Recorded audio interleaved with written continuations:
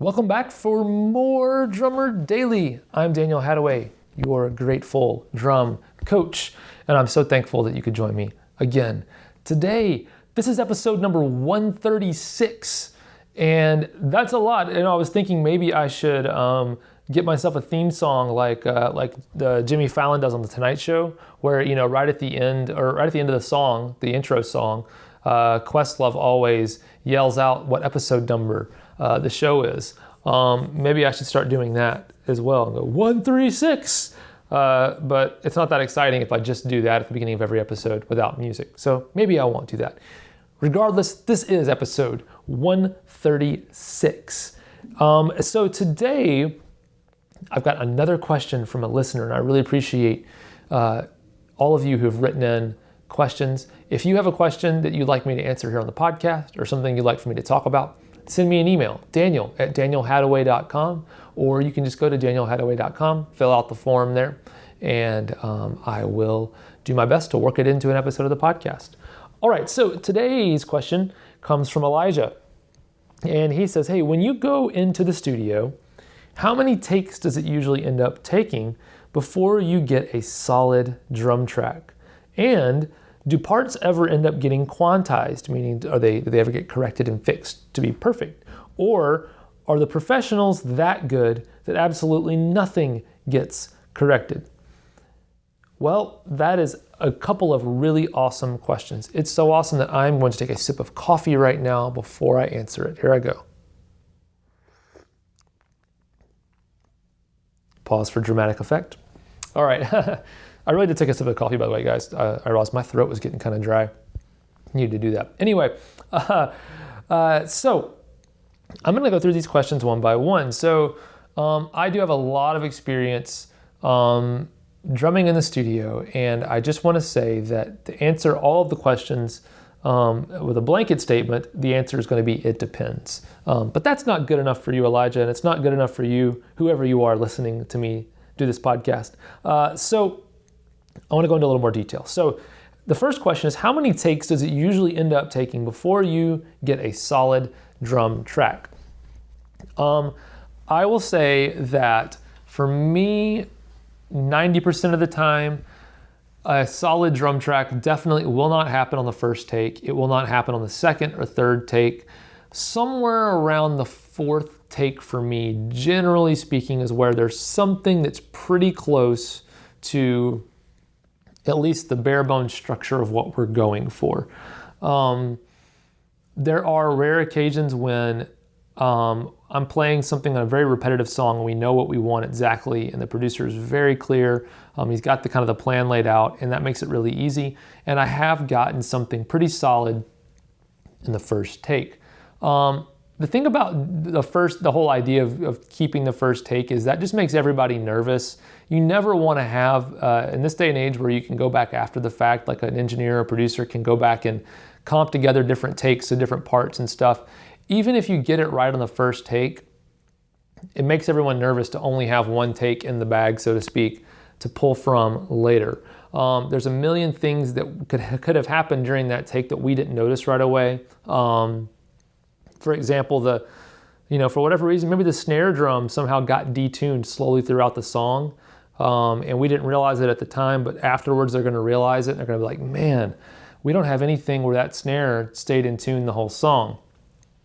Or whatever other, there's a million other things that could have happened, could have changed.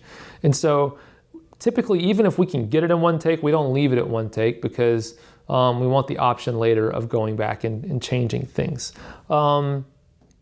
So it depends really, the answer to the question, but I would say that more often than not, you're going to be in the 3 to 4 take range before you get a solid track. You might go in the 5, 6, 7 take range if you're doing like a real like master recording where it's not a demo or anything, it's actually going on a finished product CD. At least that many, and then we might go through and do different parts. We might play the chorus a few extra times to get some different options as far as parts go, or different fill options, different things like that. So the next part of the question was, do parts ever end up getting quantized? And the answer, honestly, is yes, they do. Now, I will say that most of the time, if something is going to get quantized or it's going to get fixed. It's going, rhythmically speaking. So for those of you who may not know what quantizing is, it's where the drums get adjusted with the computer to basically line up perfectly with the beat. So every hi-hat hit's perfect, or every snare and kick hit is right, exactly perfectly locked in with the click track.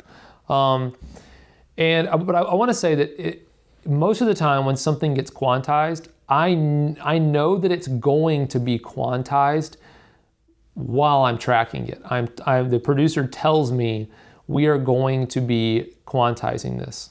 And I know a lot of people have different opinions about that, and they're like, "Oh man, that stinks."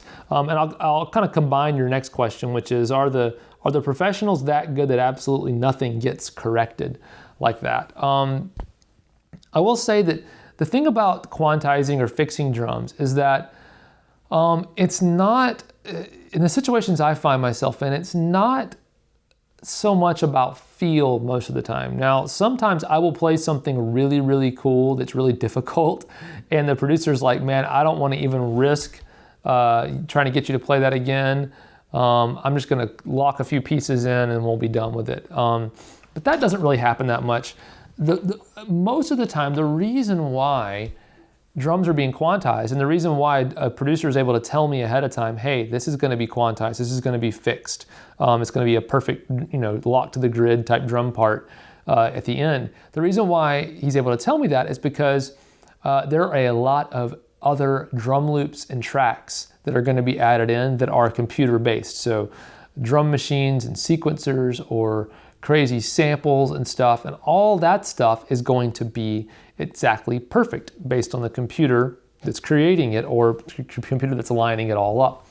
So if there were to be a 16th note pattern on the hi-hats that I play that does not exactly line up with the 16th note part that maybe is a sample that's being played, it's going to sound really bad and really sloppy. So even if I could play it quote unquote perfectly, it's still not going to line up 100% of the time exactly right with those drum loops and some of those electronic elements. So when I play on stuff like that, the producer is going to tell me, hey, we're going to line this up, just so you know.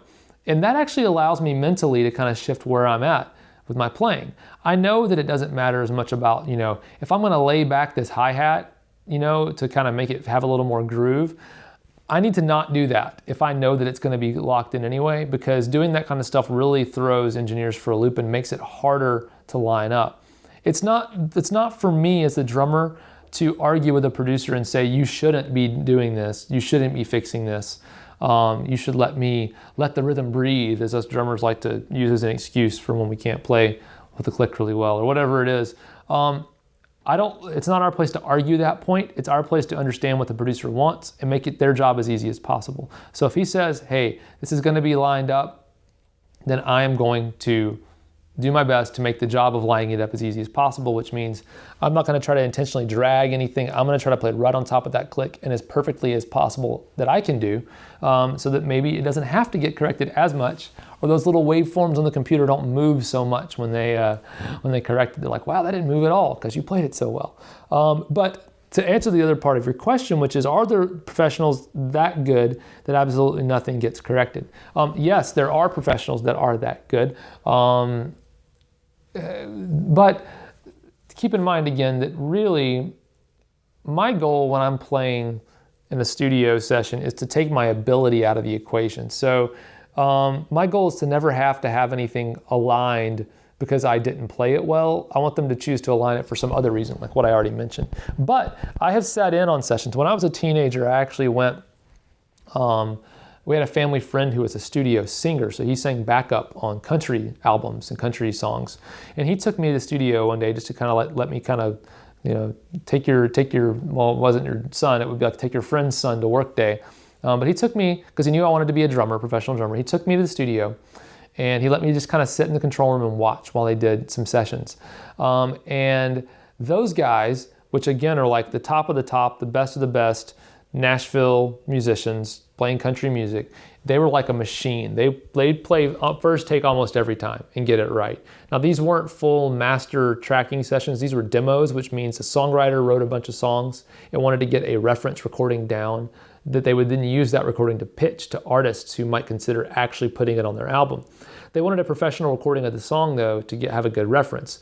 So they weren't as nitpicky about, oh, maybe that kick pattern should be a little different. This was much more, let's get the bare bones of the song down and write. But I will tell you, my mind was blown when I went to this session and watched these guys do this, because it came across, it sounded like a CD immediately. Like from downbeat, everybody played perfectly. It was insane to watch and witness. It's one of those things that if someone else had told me that it happened that way, I would not have believed it to be true. But I saw it with my own eyes. I heard it with my own ears. And so, yes, it is possible. And there are guys who do it a lot. But it doesn't happen so much these days. Almost everything gets fixed for one reason or the other. Hey, that was a great question, Elijah. Thank you so much for writing in.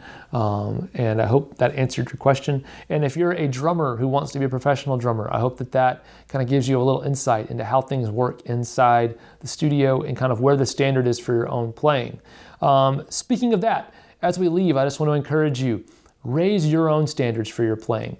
Look at how you're playing, look at what you're doing, be aware of where every note that you're playing is falling, and ask yourself, am I rising up to the standard that I need to have for myself, or am I not aware, and do I not really know what's going on? Am I not paying attention to my playing?